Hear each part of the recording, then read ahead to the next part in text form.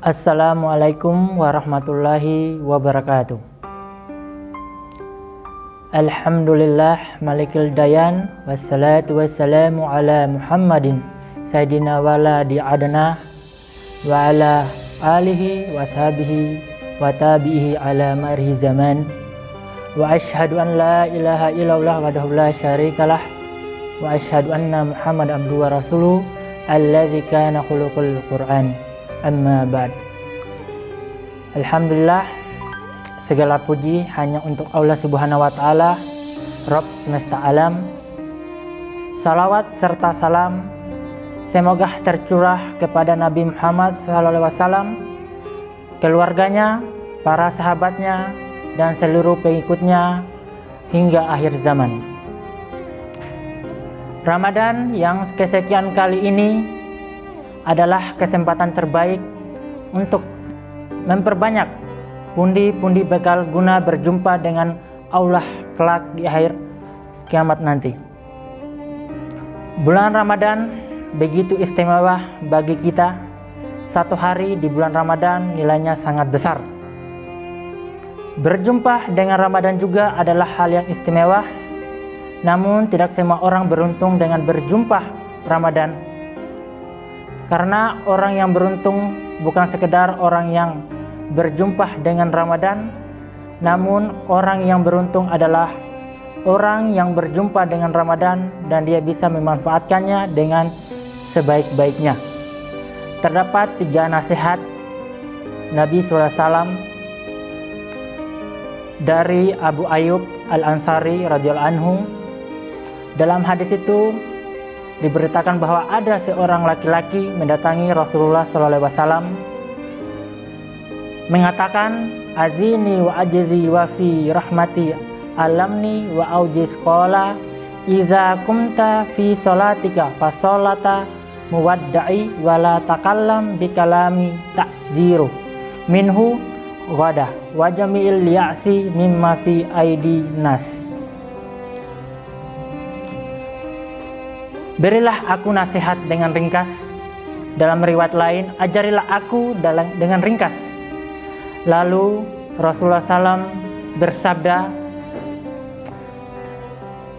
"Jika kamu berdiri hendak melaksanakan sholat, maka sholatlah sebagaimana sholat orang yang pergi selamanya. Janganlah kamu mengucapkan satu perkataan yang kamu akan meminta maaf karena pada esok harinya. Bertekadlah untuk tidak mengharapkan apa yang dimiliki orang lain." Hadis riwayat Imam Muslim dan Ibnu Majah. Adapun pelajaran dari hadis di atas, ada beberapa kita ambil pelajarannya. Yang pertama, jika kita memposisikan diri akan berpisah atau akan pergi jauh maka akan melakukan sesuatu yang terbaik.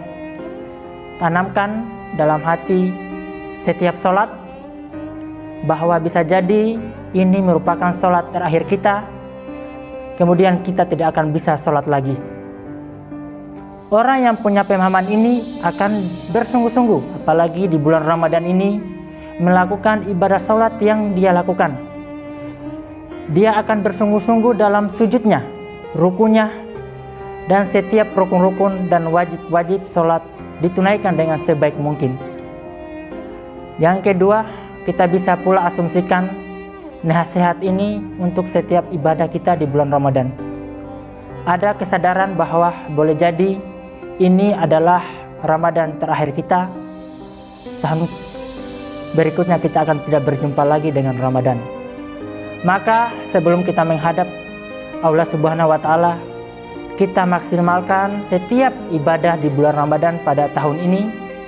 Puasa yang berkualitas, sholat yang berkualitas, sholat malam yang berkualitas, sedekah yang berkualitas, dan amalan-amalan soleh yang lainnya. Di mana puasa itu memiliki 3 level. Yang pertama, puasa yang sekedar agar tidak batal. Ini adalah level yang terendah. Yang kedua, puasa dengan juga membuat perut dan kemaluan berpuasa, serta semua anggota badan lainnya berpuasa.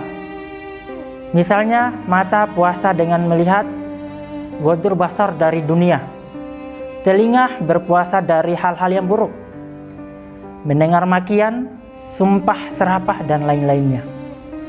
Maka hindarilah tempat-tempat yang banyak orang berbicara cacian dan kata-kata kotor, karena mencaci muslim itu adalah sebuah kefasikan. Yang terakhir adalah puasa yang level tinggi, yakni selain membuat perut, kemaluan dan anggota badan berpuasa, maka juga bisa membuat hati berpuasa. Dimana dengan apa caranya?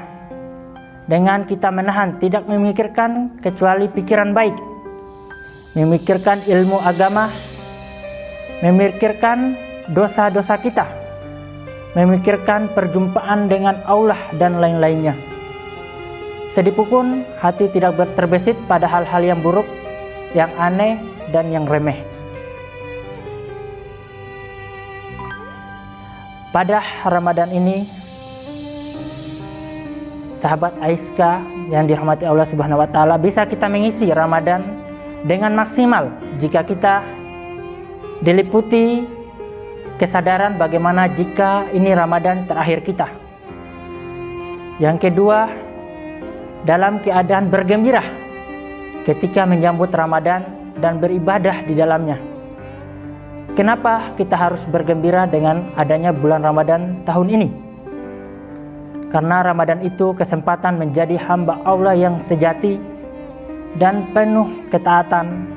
Kita gembira, bisa makan makanan yang mudah ketika yang nikmat, tempat wisata yang indah dan lain-lain.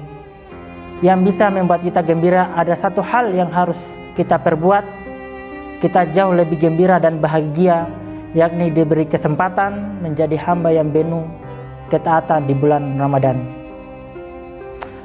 Yang ketiga, poin yang kita bisa ambil adalah mengetahui amal-amal sholih yang bisa kita lakukan selama bulan Ramadan.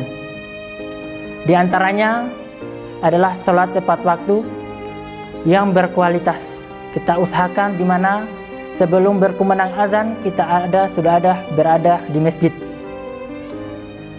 Yang kedua adalah puasa Ramadan yang berkualitas, yaitu bagaimana kita berusaha menjalankan sebulan penuh.